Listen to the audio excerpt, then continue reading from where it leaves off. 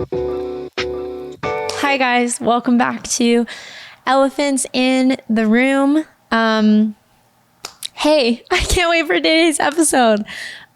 It's so weird to be doing this. It's crazy because when I started this podcast, it felt so much easier to do. I don't know why, but actually, no, I take that back. When I first started this podcast, it was really hard for me to do. Not only is it hard to be vulnerable, but it's hard to sit in a room and feel like you're talking to a wall. And obviously you guys are amazing and you guys have made me feel connected to you, and your guys' comments and your DMs and your support. Like, I can see that there's actually people who are here having this conversation with me, but I am so hard on myself and I doubt myself a lot.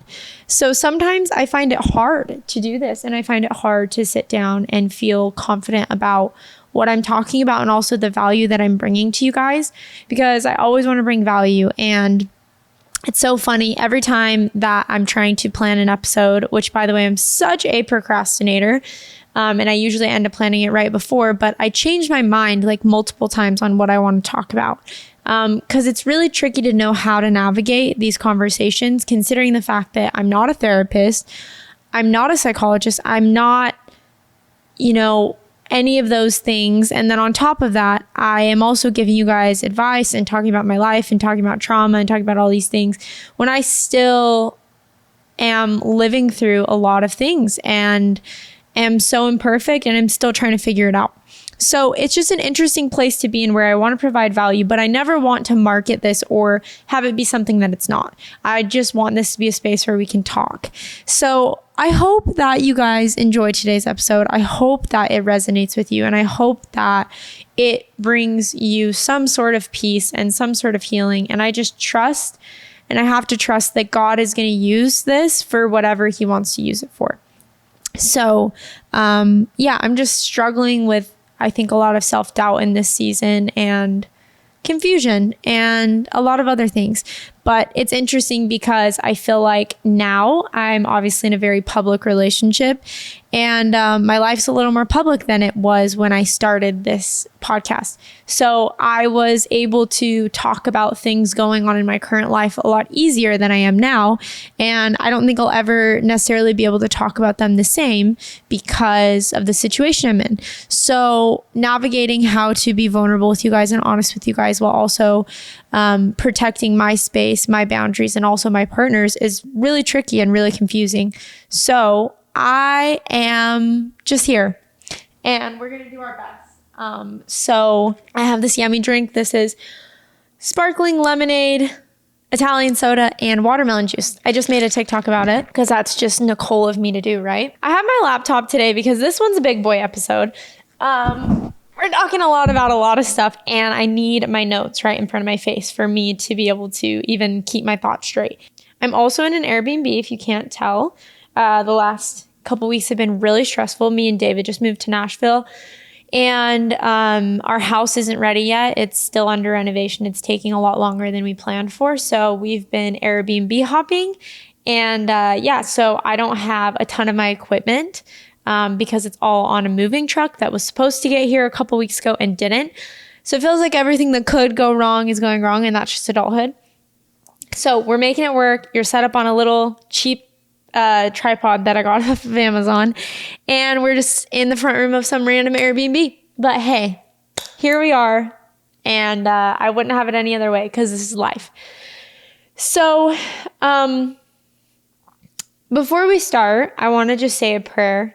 And I said one privately, but I don't know why I feel like I want to say another one. But I'm just going to say a prayer about what I'm talking about. So join me if you'd like. And if you don't want to, you can totally skip this part. Dear Heavenly Father, Lord God, we just come before you. Jesus, I just pray over this episode. I just pray that anyone who's watching this understands that you're there, understands that you are there in the mess, you are there in the trauma, and that there is healing for people, and that you give us tools to heal, but God, that there's such a space for healing with you, with therapy. And ultimately, you are the ultimate healer, God, but you want people to heal, and you see their hurt, you see the complications, you see the confusion and the mess of things, and you understand. And so I just pray, God, that people's trauma and people's wounds, it wouldn't push them far away from you. It would push them closer to you, Father. So I just pray that, and I just pray that you use this to help anyone who needs it. In your name, amen. Okay, guys. So today, what I want to talk about is healing. So I feel like I very briefly touched on my story. And this isn't an episode about my life story or what I've gone through, because I think you guys get the hint. You have an idea, of what I've gone through. But I kind of wrestled back and forth with what I wanted this episode to be about.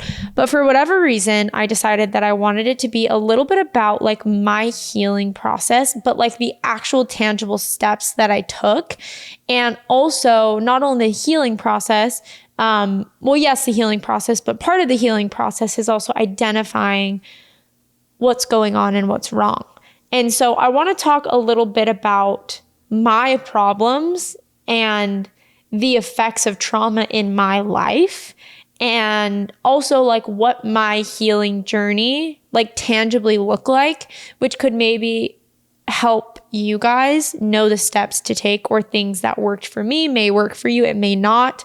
And I just want to be vulnerable, more vulnerable than I've been, about some of the manifestations of trauma in my life, and some of the real problems that I realized I had in therapy.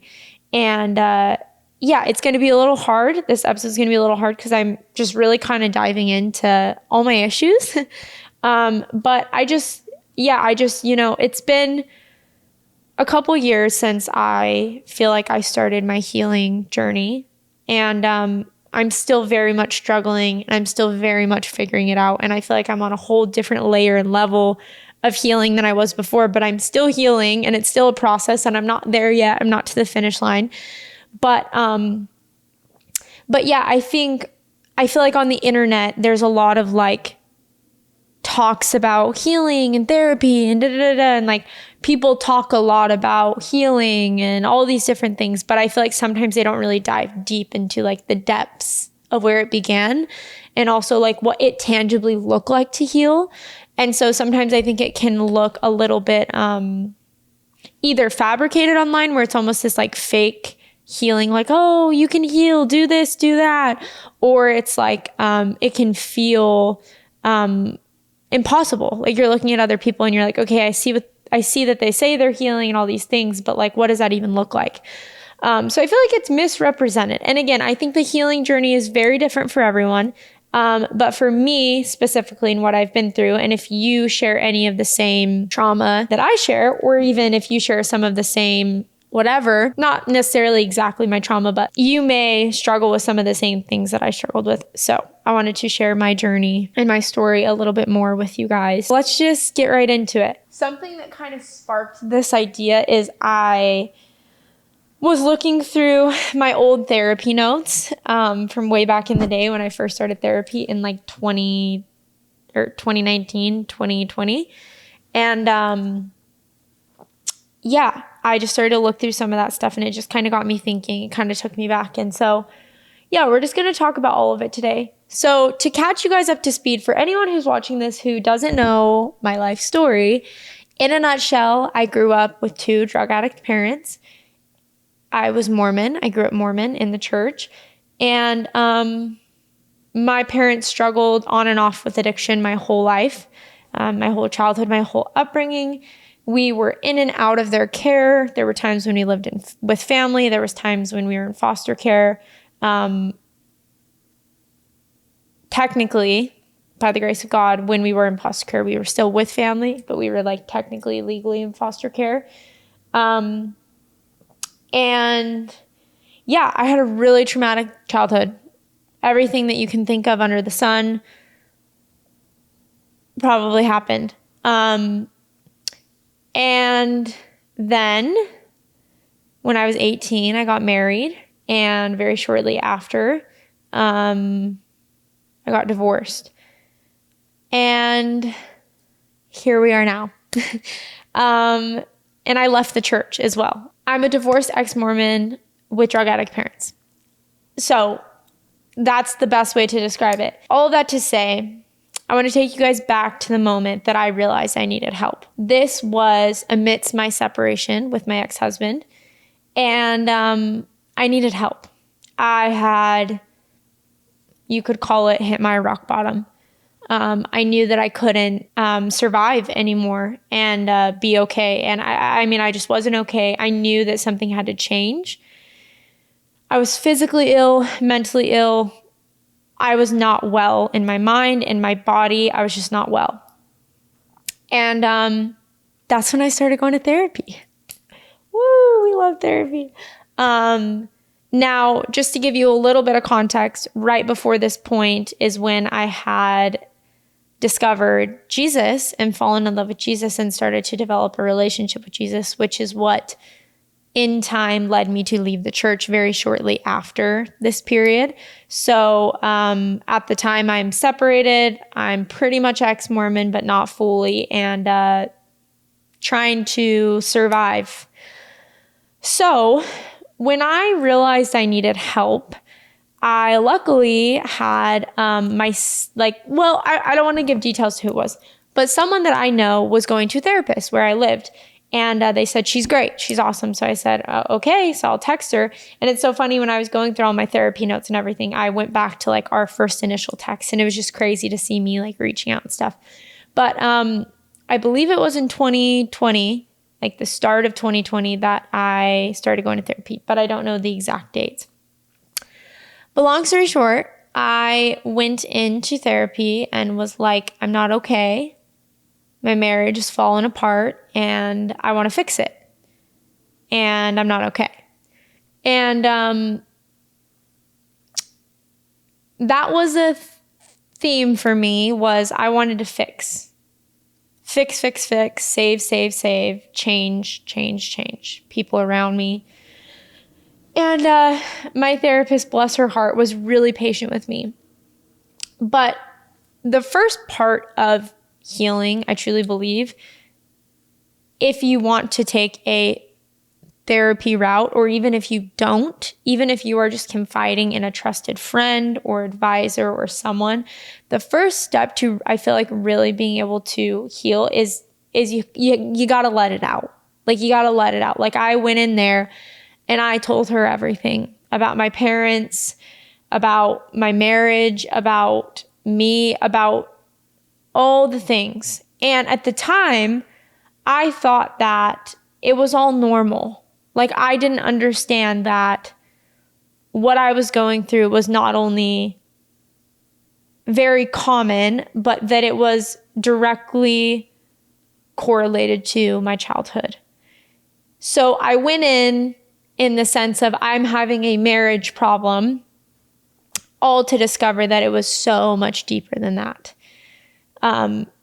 Which was hard, but I had to let it all out of me. So that's the first step, I feel. So when I first started going to therapy, obviously my therapist had to do like her analysis.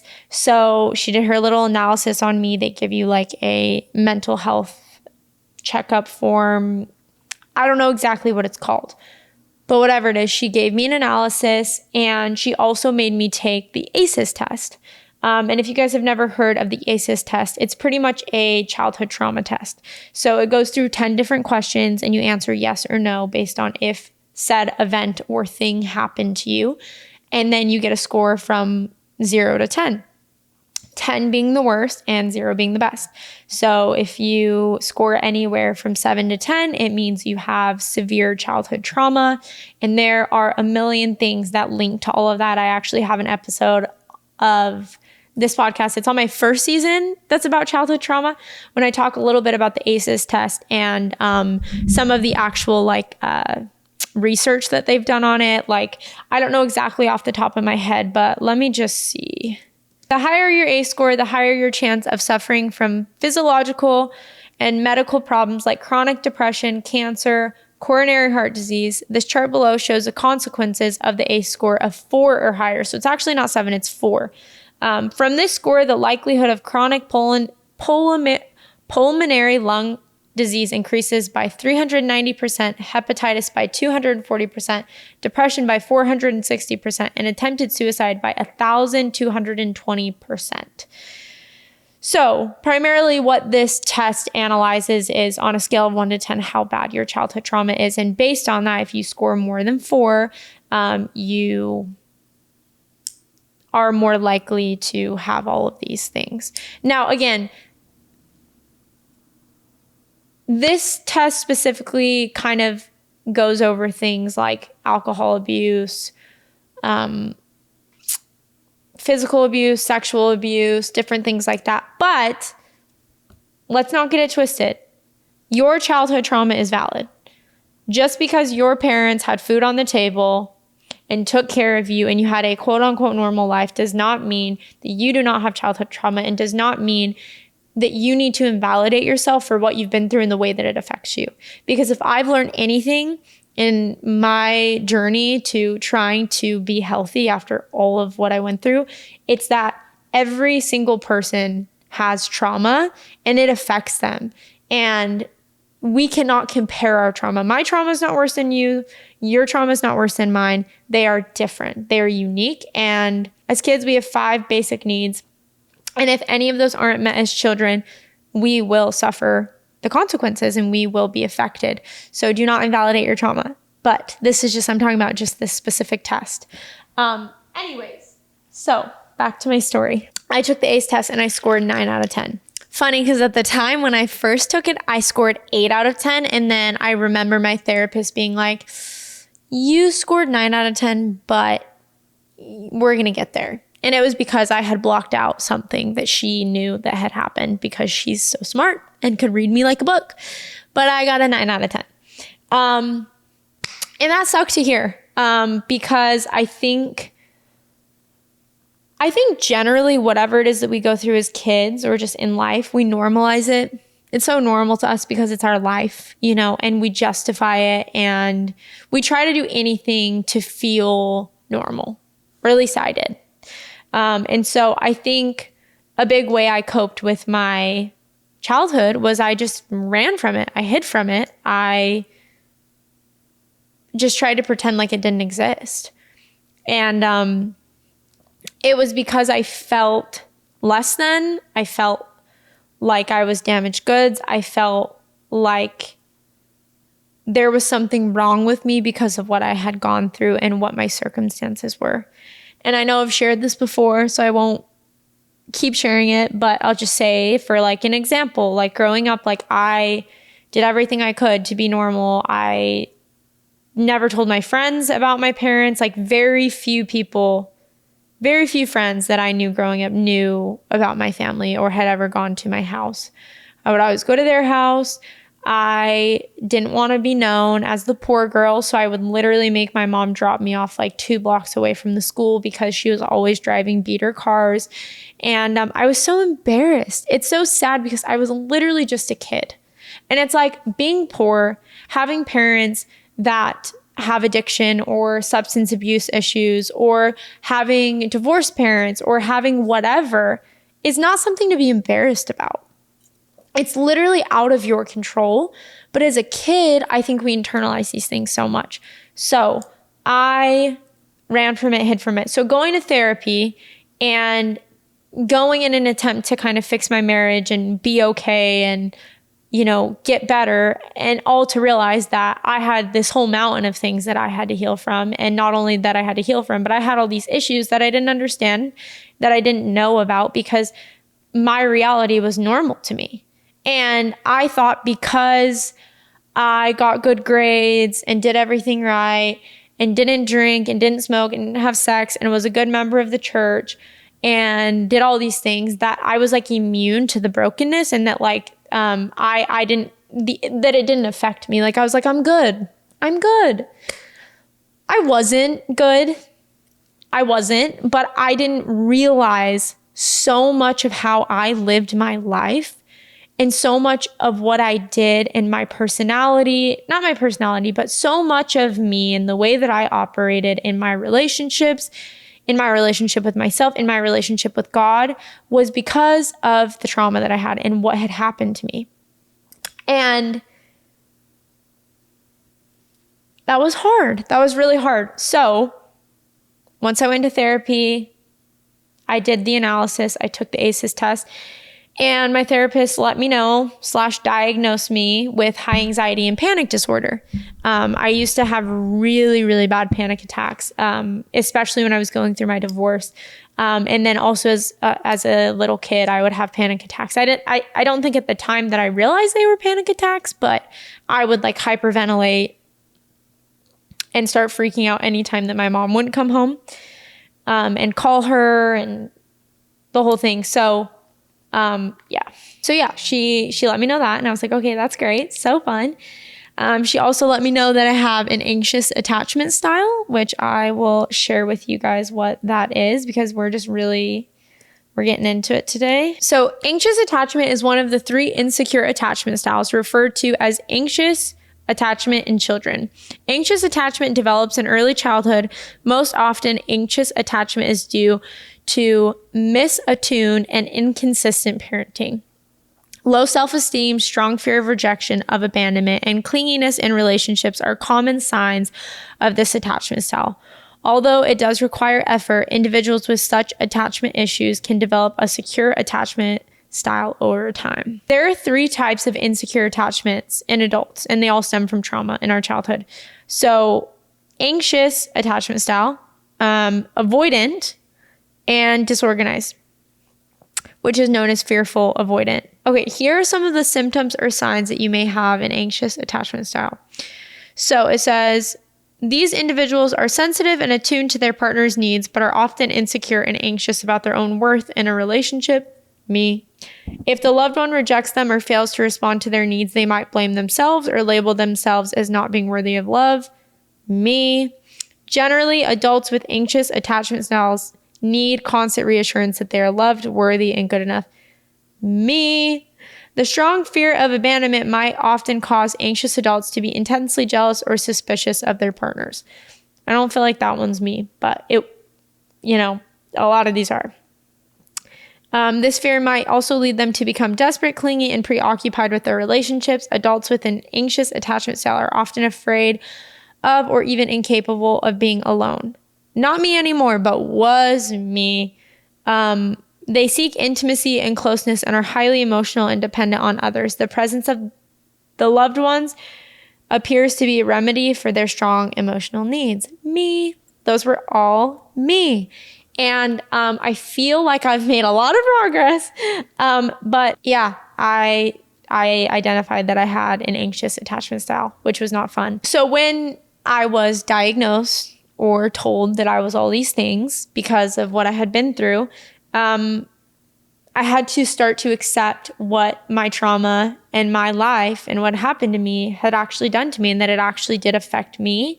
It affected my relationship. It affected my life. It affected how I treated myself and so much more. Like every area of my life, my trauma affected me.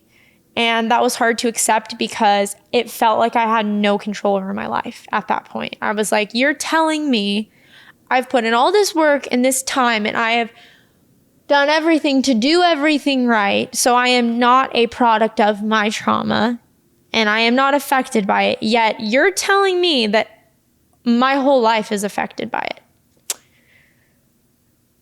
And I was like, dang, okay. So that was really hard. But I feel like the first step of healing is accepting that and understanding that. But also in that same sense, having compassion for yourself, because it's not your fault. And even if there are parts of things that you did wrong, you did the best that you could at that time with the knowledge that you were given or with the knowledge that you had. And that's something I had to accept, because once I started to understand this, I beat myself up. Like, I beat myself up for the way that my body and my brain were responding to the terrible things that happened to me. And then I'm like, put a microscope on me and my choices and my fault in those situations, because there's two sides of everything. And even though I was facing abuse and mistreatment and all these different things in so many of my relationships, I was allowing it to happen. And that sucked to accept. But at the end of the day, I had to understand that I did the best that I could with the information that I had, knowledge that I had. And now I have the knowledge and I know, and I've healed a lot. So I can take more responsibility for what I choose in my life now. But still, it's crazy how complex trauma is and how complex the effects of it are. And to this day, years and years later, after doing a lot of work to be where I'm at in the sense of my healthiness, it still affects me and it still bleeds into my life. And there are still things that I'm identifying and realizing, and it's a lot. So don't beat yourself up for where you're at or for what's going on or for what's wrong. You have to accept that there's nothing wrong with you. There's something wrong with what happened to you, and your life and your problems and your insecurities and your wounds and your coping mechanisms are all things that you just did to try to be okay. Like at the end of the day, we're all trying to protect ourselves. So it's okay. It's okay. Like you have to accept that it's okay where you're at. And it doesn't mean that there's anything quote unquote wrong with you. It's not a failure. It's actually amazing to be able to identify that you need help and to even accept and take accountability for your own faults within it all. That's where the true beauty and healing comes in, because no one has it figured out. And if someone says they have it figured out, they don't have it figured out. And you being vulnerable and honest about where you're at and the struggles that you have shows who you are, shows your character. And no one will change and no one will grow and no one will heal if they don't accept where they're at and if they don't accept what's going on and their faults and what's happened to them. So, back to this. Another thing that I learned from my therapist, she just like called me out left and right. She's like, boom, boom, boom. And I was like, Carrie, I love you. It was a lot, but she's amazing. She was so honest with me and I needed honesty to heal. And she was so gracious to me. She sat there and listened to me and tried to reason with me. And she was so patient with my process because it was a process. But another thing that she identified and explained to me was that I struggled with a lot of thinking errors. And if you guys have never heard of what a thinking error is, it's a cognitive distortion to cope with adverse life events. The more prolonged and severe those adverse events are, the more likely it is that one or more of these cognitive distortions will form. So it's kind of like this pattern that you create, this thinking error / pattern. And again, you don't think that you're doing it, right? Because it's you and it's your life and it's the way you think. But until you actually see and have knowledge of some of these things, it's hard to even identify that you struggle with them. So here's a couple of the ones that here's a couple of the thinking errors that I struggled with. And then I want to give you guys some examples in my life of how I struggled with them. But there are more thinking errors. So if you want to go and look them up and read more about them, please do, or do as much information or do as much research or gain as much information as you want on them. But yeah, they stem from adverse life events. And they form after a prolonged trauma or traumatic life event or adverse events. So the first one that she explained to me that I had was all or nothing thinking. And here's a little explanation of that. Sometimes we see things as being black or white. Perhaps you have two categories of coworkers in your mind, the good ones and the bad ones. Or maybe you look at each project as either a success or failure. Recognize the shades of gray rather than putting things in terms of all good or all bad. This is probably one of my biggest thinking errors that I struggled with, is I was just so all or nothing with everything in my life. Every thought that I had, just everything. So here's an example, a very vulnerable example of one of the ways that all or nothing thinking affected my life, and that thinking error affected my life. When I got divorced and when I left the church, I didn't see it as good. I actually saw it as terrible. I saw it as a huge loss. I did not see it as a gain. I saw it so black and white. But what I didn't realize is that it was a loss. I lost my marriage. I lost the religion that I grew up in, but it was also a gain. I gained independence. I gained getting out of a unhealthy relationship that wasn't good for me. I gained following Jesus, and I gained standing for truth and walking away from a church that I no longer believed was true, which was something that was true to my character and being an honest person. And so it was both. There was good and there was bad in that decision that I made. And at the time I felt like, oh, I'm losing everything. This is terrible. My life's terrible. And it wasn't. And it was hard, but it's not always black and white. It's gray.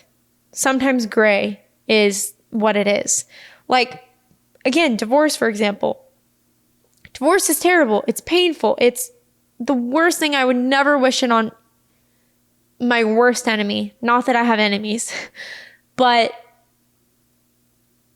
depending on the situation, it's also good. It can also be good.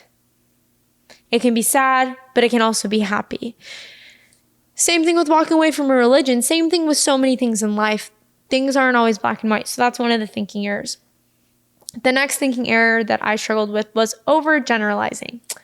It's easy to, and here's like a explanation of that.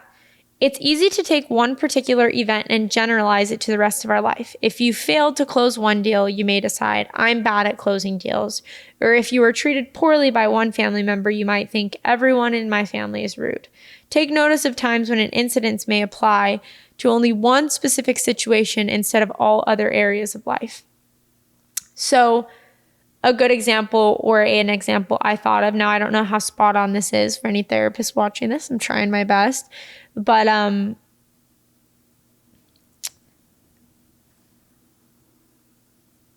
when I felt like my mom couldn't choose me over drugs, I thought that meant I wasn't good enough to ever be anyone's first choice. And when my husband rejected me, I just thought, I'm not good enough. And that's just not true. You can't overgeneralize things like that, you know? A next one that I struggled with. And these are all things that my therapist sat down and told me. So it was so fun. I just got roasted. Fortune telling. Although none of us knows what will happen in the future, we sometimes like to try our hand at fortune telling. These types of thoughts can become self-fulfilling prophecies if you're not careful. When you're predicting doom and gloom, remind yourself of all the other possible outcomes. So this is one I really struggled with when things started to go wrong in my life, and I left the religion that I grew up in. My marriage fell apart. I started to realize all the childhood trauma that I had. I was quick to assume the worst and say, well, if this didn't work, nothing's going to work, or whatever. I would just assume the worst. And the last one, and the one I struggled with probably the most, that I still do to this day, and something that I'm working on, is catastrophizing.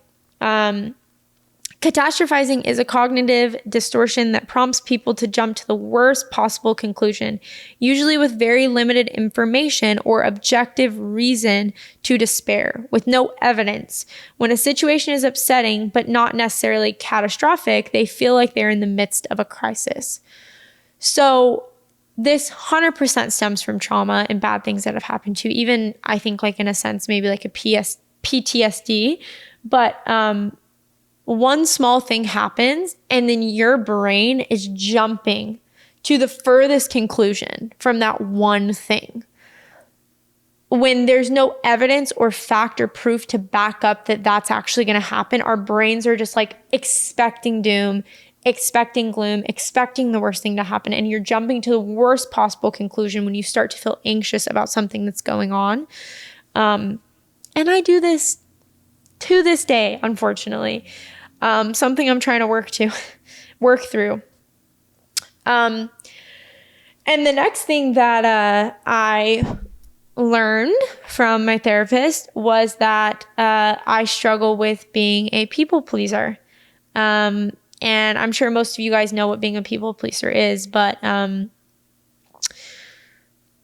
it's a person who feels a strong urge to please others even at their own expense, and they may feel that their wants and needs do not matter or alter their personality around others. I cared so much about what people thought of me my whole life, like literally my whole life, from the time that I was a kid up until I started my healing journey. I protected my reputation at all costs and would do anything to be liked by everyone. The feeling or thought of someone not liking me made me sick. Like I literally could not fathom the thought of doing anything wrong and someone thinking that I was a bad person or that I was mean or that I was ugly or that I wasn't enough. I wanted to overdo it so people around me saw my value.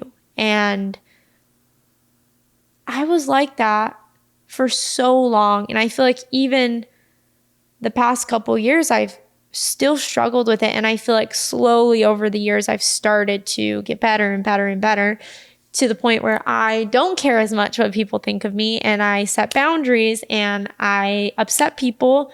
And that's okay, as long as I'm doing what's right and as long as I'm doing what I feel like is fair amongst everyone and taking care of myself and giving my love or giving myself the same love that I give to others. That's it. That's all I can do. But it took me a really long time to realize that. And I struggled with being a people pleaser for a long time. And I still can find myself falling back into those tendencies. And unfortunately, people pleasers and empaths, or if that's what you want to call it, narcissistic people and unhealthy people latch on to that because it works great in their dynamic. So yeah, I had to identify that I was a people pleaser. And the crazy thing about people pleasing, and something that I've actually recently learned from one of my favorite people ever, his name's Matthias. He's a psychotherapist. He actually did an episode with me a while back. Was that people-pleasing, codependency, well, not codependency necessarily, but people-pleasing and narcissism are actually similar in the sense that it comes from a deep place of insecurity and trying to control the way that other people love you or feel about you to get a gained outcome, right? So if you're a people-pleaser and you're doing everything right, you want to be worthy and of value to people, and you want to do everything right so no one would ever leave you, and that you would get the desired outcome of the relationship or the friendship or whatever it is. So it's crazy. But yeah, I did it strictly from a place of a lack of love for myself and an attempt to rewrite what had happened to me and to control the outcome of my relationships and my friendships and my life. I wanted everything to go right. I wanted to avoid any more heartbreak, any more distress, any more chaos. I never wanted to be like my parents. I wanted to do everything in my power. So people pleasing to me was a source of control, and not necessarily intentionally, but it was. I was trying to control my life from going bad. And loving others. And again, I think there's a big part of it that stems from, I am a lover. I do love people. And I think that's a gift from God. I think it's a gift when you're selfless and when you're serving. But there's a verse, and I'm not going to look it up because you guys know the verse, but what's like the most important thing? God says, love me and love your neighbor with all your heart and all your mind, like you love yourself. Actually, I'm going to look it up. Let's be correct. Thou shalt love the Lord thy God with all thy heart and with all thy soul and with all thy mind. This is the first and great commandment. As the second is like unto it. Thou shalt love thy neighbor as thyself. So I want to dissect this verse for a second because this really helped me when I started trying to break out of my people-pleasing habits and start to set boundaries. I read that verse and I realized, oh, I see this wrong. Because a part of all my trauma, and again, this is so complex and there's so many layers to this, but aside from my childhood trauma and everything that had happened to me, I was also in a religion that was extremely, I believe, toxic, whatever you want to call it. I had such a distorted view of being Christ-like. And I think this happens even outside of the Mormon church. I think it happens in the Christian church too.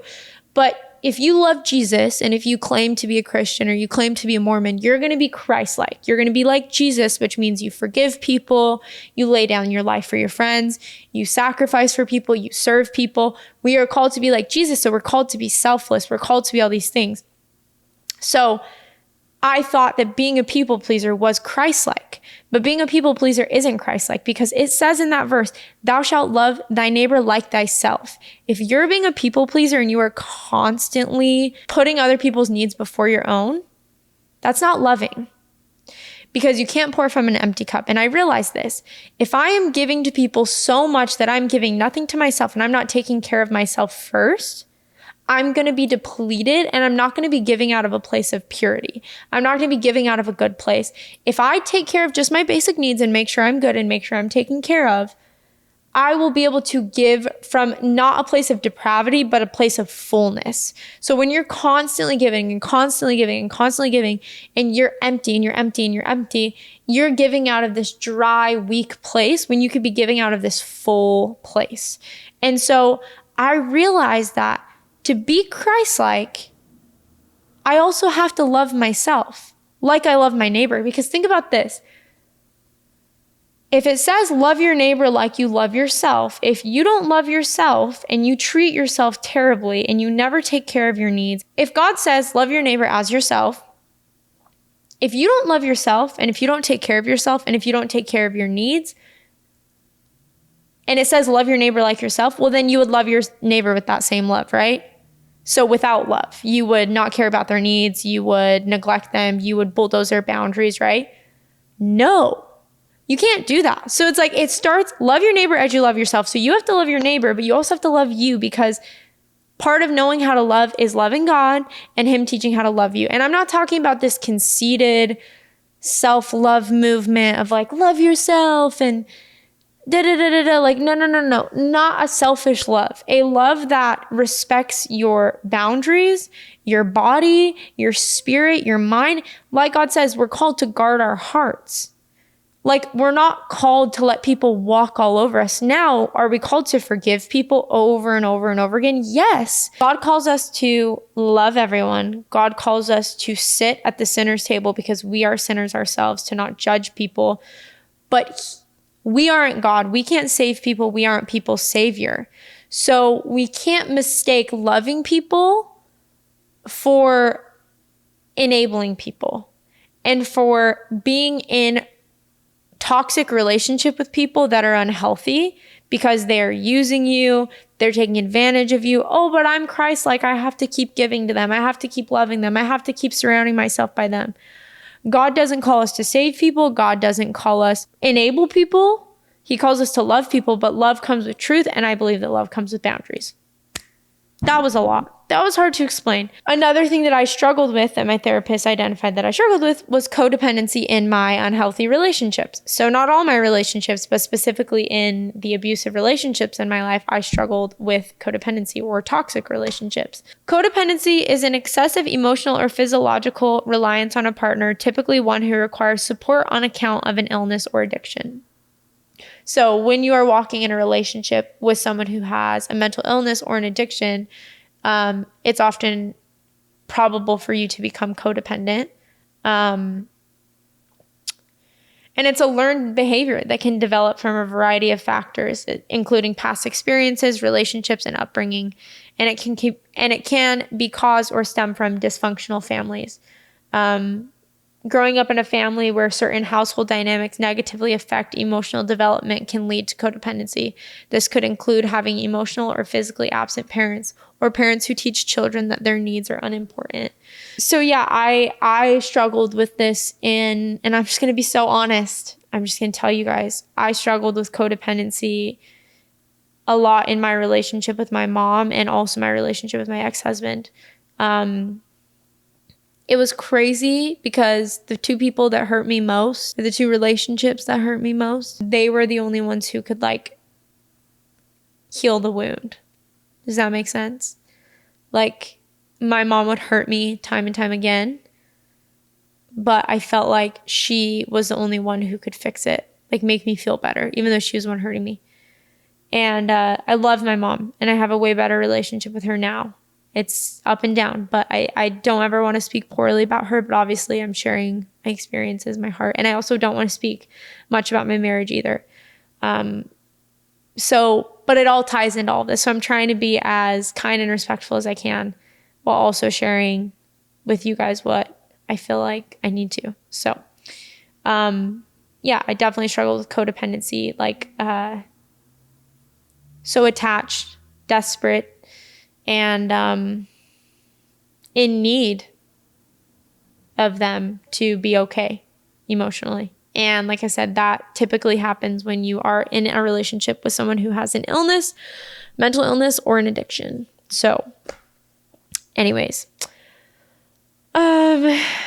so in conclusion, most of all of this I didn't realize, but my therapist obviously understood. All of this stemmed from my deep abandonment wound from my parents. And my divorce was just the camel that broke the needle's back, if that makes sense. And so I went in thinking that it was much smaller and less complex than it was, all to realize that all of these issues and all of these abandonment wounds and habits and triggers and everything had been building for my whole life, building up. I was already not okay. And that situation, my marriage, was just the thing that broke the needle on the camel's back, and it all fell apart. It was kind of like there's like a cut, like a deep abandonment wound cut. And then it like kind of got a little bit, covered with like a Band-Aid. And then the Band-Aid was ripped off and it was just like stabbed again, And it like hurt even worse the second time. And so I'm thinking all this pain is because of just this one cut. But little did I know there was a way deeper wound that was already there. Does that make sense? So I think that's why my divorce and leaving the church was so much harder for me than it should have been, because it was so much deeper than that. It was all this wound that I already had. And I was really just repeating the cycle of generational trauma in my life that I had seen. And I was repeating it in front of my eyes with my marriage. And man, was that rough. Yeah, and it's hard. I hate speaking too much about it, but it's such a part of it. It's so tricky to try to navigate how to communicate things to you guys when I'm so far removed from all of that. And even from the wounds of my childhood, and I've forgiven my parents for so many things. So it's really hard to kind of relive this and talk through some of this with you guys. But my hopes is that this helps you guys and that it points you to healing and that it helps you feel less alone. So I just hope that I can navigate communicating these things properly without saying too much. Because because this is just about my story. It's not about anyone else. So anyways, and all of this, all of these issues and all of these things and all the ways that everything had manifested was truly rooted in my deep lack of love for myself. I didn't love myself, so I willingly chose to put myself in relationships, in situations that were hurting me because I didn't love myself. And at the end of the day, I do have to take accountability for the fact that me staying in unhealthy situations and relationships was my doing. And if I was a healthier person, if I at the time had the tools and the skills that I do now, I would have never stayed in those situations and stayed in those relationships. And so it's like, that's why trauma is so complicated. It's so complicated because, yeah, it's just so complex. It's so complex. And so I allowed myself to be mistreated in so many of my relationships. And I have grace for myself and I have love for myself because at the time I didn't have the information and the knowledge that I do now. But that was my choice. So it doesn't fall on those people. It falls on me too. It's one big mesh of trauma all combined. And I had to accept that. That I willingly let myself be in these situations, and I would have saved myself so much hurt and pain and the other people on the other side of those relationships and situations if I would have stepped away. But I didn't. And here I am now. Yeah, it's deep, it's confusing. It's all a lot. But yeah, so all of that to say, I want to talk about some of the actual tangible steps that I took to heal and some of the things that me and my therapist did to start my healing journey. So the first thing, and I kind of already said this, but you got to let it all out. You got to talk it out. If you want to do it with a therapist, that's great. If you don't want to do it with a therapist, find someone that is trusted, that is safe, a safe person, and share with them what you're going through and what you've been through. You gotta let it all out and don't hold back. Letting the truth be the truth and being vulnerable about where my life was and what my life was with myself and with others. I was hiding for so long. I hid from the fact that my parents were drug addicts. I hid from the fact that I had this childhood trauma. I hid from the fact that we didn't have money growing up. I hid from the fact that my marriage was falling apart. I hid from the fact that I was leaving the church, questioning the church. I hid because I cared so much about what other people thought of me. But at the end of the day, the truth sets you free. I had to let the truth be the truth, and my life was what it was. And I had to accept that, and I had to be vulnerable and let people know, hey, this is me. This is my life. And you can judge me all you want, but the truth is the truth. And when I tell you guys, that was the most freeing thing for me. What I actually did was, the OGs who are watching this, who have known me for a long time, was I put out a post after taking like almost a year off of Instagram. I just deleted the app. I didn't delete my account. But I came back with a post just being like, hey, my parents are drug addicts. I've always been embarrassed in my childhood and all these things that have happened to me. I love Jesus and started kind of sharing my transition to Christianity out of the church, and I'm getting a divorce. And it was scary. It was so scary. But not only the amount of support that I received, which was amazing, but the freedom that I felt when I let go of the standard that I put myself into and the idea of what I had to be normal and accepted, was so freeing because it was just who I was. It was just my life. It was just what I went through. And people can judge me all they want. But when I tell you guys, since I've started walking in vulnerability, the peace and the joy that I felt is out of this world. And it's also a huge part in my testimony and my faith in understanding that like, I don't have to care what other people think of me because God loves me. He sees me. He knows my heart. He sees everything that I've ever been through. And I don't have to be perfect because I'm not. I am a sinful, broken person that Jesus loves. And I'm amazing and I'm worthy and I'm valued and I'm loved, but I don't have to be what everyone thinks I need to be or what the world tells me I have to be. I'm enough as I am, you know? So that helped me a lot. The next thing that really helped was my therapist had me write out a trauma timeline. So this was very difficult, but I have an 18-page trauma timeline. So she said, I want you to write down any events that you remember that were traumatic for you in your life. And it was really hard because a lot of my childhood I had blocked out. So it took multiple weeks for me to actually be able to start to even have memories come back up. And then once one started coming back up, a couple more would come up. And it was also really hard to write that stuff down. So what I did was I made this trauma timeline. I shared it with her, which was healing. And then what she actually had me do with that trauma timeline, it's really cool. To this day, it's one of my favorite things that I've done in therapy, is she pretty much had me like rework the trauma.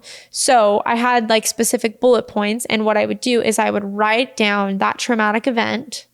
And then I would find a scripture that correlated to it. So like if the traumatic event, made me feel like I wasn't enough, I would find a verse in the Bible that shared that I was enough. So I would write down the verse and then I would pray. And the cool thing is that what she would have me do is she would rate my anxiety before and after. So I would read the traumatic event. I would rate my anxiety on a scale of 1 to 10. And then I would read the verse and I would pray, and then I would rate my anxiety after. And it's really cool because it actually helped me a lot. Like I would have like an 8 anxiety, and then after I read it, I would have like a 4. And that was super healing for me. It was really hard, but kind of the way that she explained it was like, if we can take those memories that are stored in your brain and change the emotion tied to them, it can help you heal from it. So another thing that she had me do with my trauma timeline is she had me actually do the same thing, but she had me share it with David, my boyfriend. So I would read, a bullet point of my trauma with him and talk about how it made me feel. And then we would pray or whatever. And then, I'd rate my anxiety after. So it was trying to rework those things. And the reason she said him was because he was like a safe person for me. Obviously, I did it with her as well.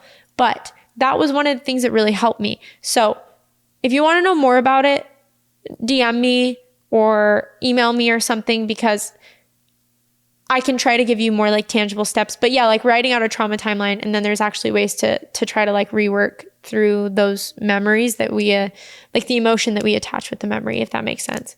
Another thing that really helps me was this thing that she had me do called research reflection process.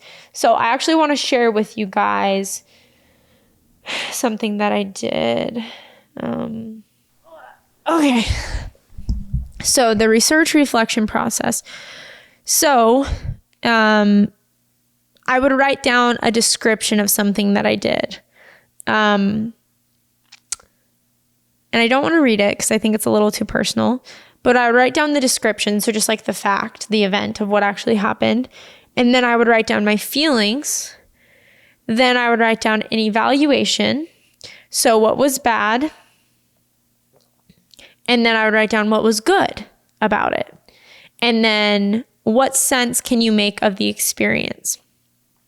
And then the last bullet point is, or the 2 last bullet points are, what do you need to improve on? And then how will you improve?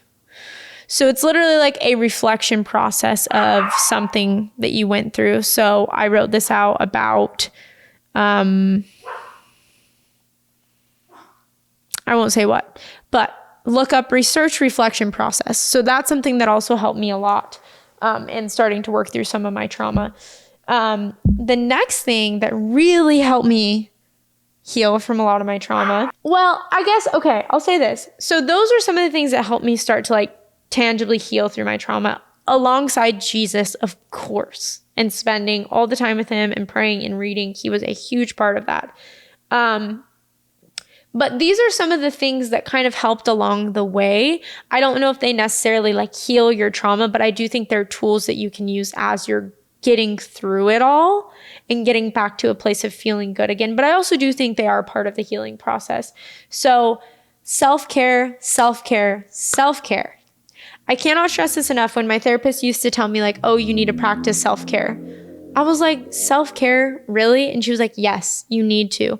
So there's self-care and then there's self-soothing. So they're slightly different. Self-care could be like, putting a face mask on, doing something to better your life or something for you. So you guys know what self-care is. But then there's also self-soothing. So self-soothing can be like taking a bath, watching a TV show, whatever it is. And so a mixture of self-care and self-soothing in my life, especially when I started to shut down or when I started to feel triggered or when I started to feel sad, as I was like allowing the time that I needed to start to heal, I needed to fill that space with something. And I also needed to identify a sense of self again. I needed to gain independence back. I needed to start learning how to love myself. I needed to learn who I even was outside of everything that I had been through. I needed to discover what I loved to do. So it was a big balance of self-care and self-soothing as I was getting to that process, which kind of ties into the next thing that really helped was healthy coping mechanisms. I remember my therapist used to be like, okay, Nicole, when you get triggered and when you start to fear abandonment, when you start freaking out, I need you to practice your healthy coping mechanisms. And I was like, no, I don't want to do that, because in the moment, you just want to fix it. You just want to solve it, right? But there are a lot of things that not only you can't fix and can't solve, but are also out of your control. So instead of sitting there and being anxious and worrying and catastrophizing over these things, she would make me practice healthy coping mechanisms. So she made me write out a list of 100 healthy coping mechanisms. And I will see if I can find them. I can't find it, but I wrote down 100 healthy coping mechanisms that I could practice when I was feeling triggered or sad or anxious or whatever it was. So like one of my things was like going and getting a coffee, reading a book, watching a TV show. So practice healthy coping mechanisms. It's okay to put it on a shelf. Sometimes I think when we're going through something or when we are really anxious or overwhelmed or even triggered, we want to solve it right there. We just want to solve it. But sometimes we just have to put it on a shelf and we have to take care of ourselves and then we can come back to it. And the reason that she actually told me I needed to do this, one of the main reasons that I needed to learn coping mechanisms is that when I get triggered, and when my abandonment wound gets triggered, I lose all sense of logic and I'm running off of pure emotion and chaos. I am catastrophizing. I am insecure. I am assuming the worst. And there's nothing that you can do in those moments to logic with me. Like I'm not being logical. I'm being emotional. So the purpose of the healthy coping mechanisms was that she said, you aren't capable of being logical in that moment and really getting yourself out of that, like talking yourself through it. What you need to do is get your hands on something. So yeah, the purpose of practicing those coping mechanisms, healthy coping mechanisms, is that it would help me get back to a normal headspace and to not be triggered anymore. And once I wasn't in that emotional place, then I could actually make logic and talk through what was happening and make a reason. Like in those moments when I would get triggered and when I would fear abandonment or whatever it was, there was nothing that anyone that they could say could change my mind. I just had to get myself out of that moment and almost distract myself until I was in a better space. And then I was able to actually talk through and work through those things. So that's something that really helped in my healing journey. The next thing is time. Guys, healing takes time. You can't really rush the process, and there's a lot of things that you can do to heal. And I used to hate when people would say this, but people would always say like, oh, time heals. And I didn't think that, but it really does. It really does. Things that you may feel like are a huge deal and things that you may feel like you'll never recover from, you'll see in time that it actually is all going to be okay. And it actually isn't as big of a deal as you think it is. When you're a new adult or even a teenager, everything feels like the end of the world. And then I feel like as I've gotten older, I've started to realize it's just not, it's when I left the church and got a divorce and started to understand and see all my childhood trauma, I thought it was the end of my life. I thought my life was over. I thought I'd never be okay again. I thought I'd never be happy again. I was so bitter. And like now looking back, it's such a small part of my story. It's such a small part of my life. And I have so many more years to live. And time helps. So allow time for your healing because it really does help. But people used to say that and I was like, oh, I don't want to wait. But time really does help. The next thing that is so important in healing, I know I kind of said this already, but boundaries. You have to set healthy boundaries. You have to set healthy boundaries, especially with people in your life that are unhealthy and that you have a toxic relationship with. And I would even say, I would go as far to say you need to potentially remove people from your life that are toxic and that are at that level. Like if you set boundaries with people and they continue to bulldoze and having a relationship with someone is hurting you physically, mentally, or affecting you to the point where you can't operate, you need to consider if that relationship is worth keeping in your life. And if it's someone that you do have to keep in your life, whether it's a family member or even a partner that you don't want to walk away from, you need to practice healthy boundaries to protect yourself and them from more damage that will happen in the relationship. Matthias explained this amazing. He's a psychotherapist I was talking about. He said a boundary is almost like a cast you put on an arm, right? Let's say someone hurts you and you put a cast on your arm. It prevents you from moving the bone, which prevents you from causing more damage to the wound, more damage to the broken arm, and it allows it the space to heal. It's not mean. Boundaries are not mean. Boundaries are not selfish. Boundaries, it's actually a protection. It's a protection of you and it's a protection of that person in the relationship to prevent any further toxicity or damage. So it's good. Boundaries are good. I promise you they're good. And I have a whole episode on healthy boundaries. So if you guys want to go listen to that, you can. The next thing that helped me in my healing journey was just rediscovering who I was. Like I got to take all the time and the energy that I was giving to everyone else but myself and the love that I was giving to everyone else but myself and start to try to give that love to me. And initially that was really uncomfortable. It wasn't easy for me to love myself. It wasn't easy for me to give myself the time, that I needed to just discover my passions, discover my hobbies, do things by myself. But it was so healing. Like I always joke, I always tell people like I dated myself. And by that, I just mean I would do things for me. I would go to a little coffee shop, go to the thrift shop, spend time by myself, get comfortable in my own space and my own body and my own mind, and spend time with Jesus just like on my own. I got rid of that idea that I have to someone has to love me for me to be lovable. No, I was just lovable and I could just love me and I didn't need anyone else to. And that was so healing. So go follow your passions, go follow your dreams, go do things you love. Spend time doing things that you think are stupid. Just do them. And the next thing that really helped me heal was just continually practicing giving it to God and letting go of control. If I've learned anything in my 25 years of life, it's that things don't go as planned.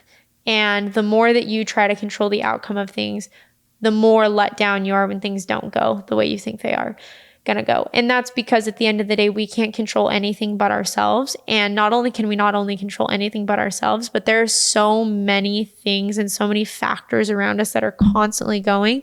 And there's also, I believe, a divine and bigger purpose and plan in all of it.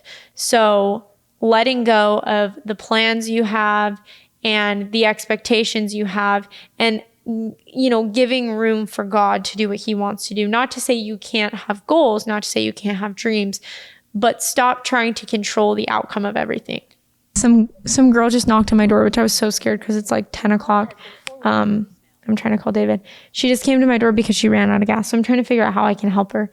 I'm trying to figure out what I'm going to do. But I probably need to close out this episode, but that's okay because this was awesome. I love you guys, and sorry this got cut off briefly, but hey, this happened and I want to go help this lady, so I got to figure out what I'm doing. I love you guys so much. Thank you for being here. Thank you for hearing my heart on all of this. There is healing possible. There is help possible, and I'm still trying to figure it out, and it's still very messy and it's still very complicated, and healing is not linear and it takes time, and I'm still healing. There's a lot of crap in my life going on you guys don't even know about. It's a process, but I love you guys, and I hope this helped you feel less alone. And you guys know if you want to support me, you can follow me, you can share this podcast, comment, review, do all the things. But I'm just going to get out of here so I can go help that lady. But I love you guys, and I will talk to you guys in 2 weeks.